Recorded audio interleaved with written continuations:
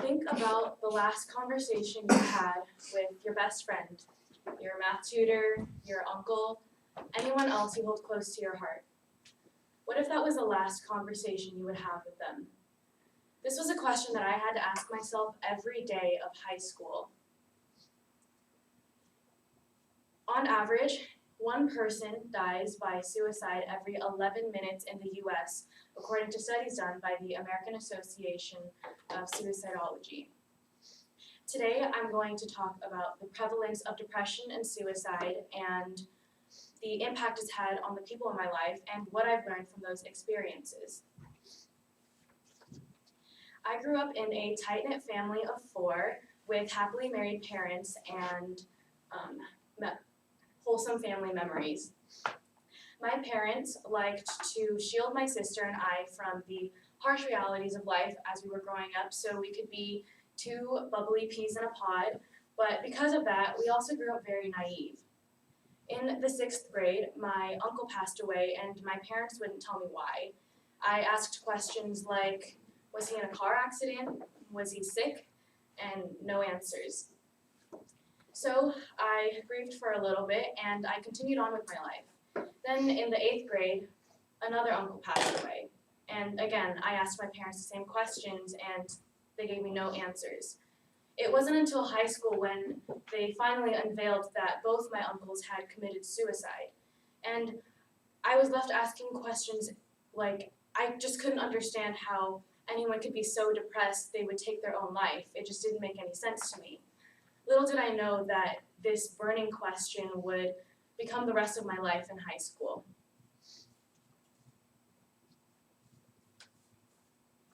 My sophomore year of high school was when I was finally introduced to the hardships of life that my parents were shielding me from.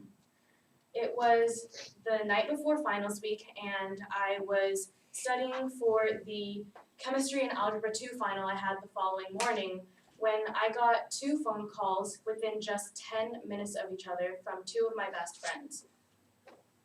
I picked up the first phone call and I heard, "Hannah, I think I'm gonna do it. I really think I'm gonna do it. I just wanted to let you know that I love you and thank you for everything." My heart dropped. I spent the next 10 minutes trying to convince my best friend that there was more to life and that he had so much to live for. I kept him on the phone, and when I got the second phone call, I had both of them on the line at the same time. My second friend picked up the phone and said, "Hannah, the pain is too much and I can't take it anymore. I think it's time. I can't do it anymore. I just can't." I sat back in my chair and tears were streaming down my face. I didn't know what to do. I didn't know what you're supposed to do in that type of situation, who I would help first, if I could help both of them at the same time, if calling the cops would only make it worse. I just couldn't tell. But fortunately, I decided that the embarrassment that they would feel for having the ambulance show up to their house doesn't matter if they weren't going to live anymore. So I picked up the phone and I called 911. Luckily, both my friends survived. After that night, they both decided to see a professional and heal their mind.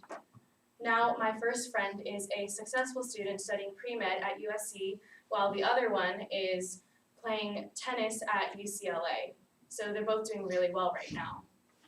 And it was after this moment when I realized that I had to do something to change the way people view depression and make it okay for people to ask for help and not have that negative connotation. So this is when I finally gathered with a team of student and faculty members, and we created our school's very first wellness center, a safe haven for students to de-stress and talk to a therapist if needed.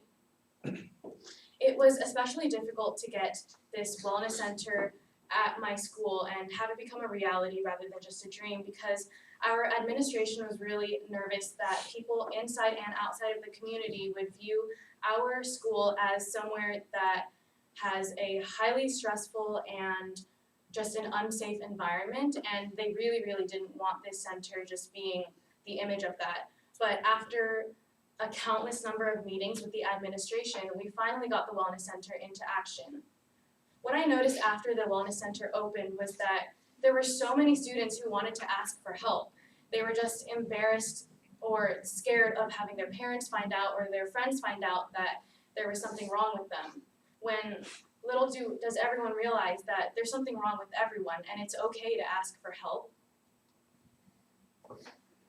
And so after I realized this, I made an effort to speak at a lot of faculty and parent conferences just to address the taboo conversation of mental health awareness and basically just inform parents that it's okay for your child to ask for help. It's okay for them to see a therapist. It doesn't mean that they're in a dire situation. It doesn't mean that they're suicidal, but everyone just needs someone to talk to at times.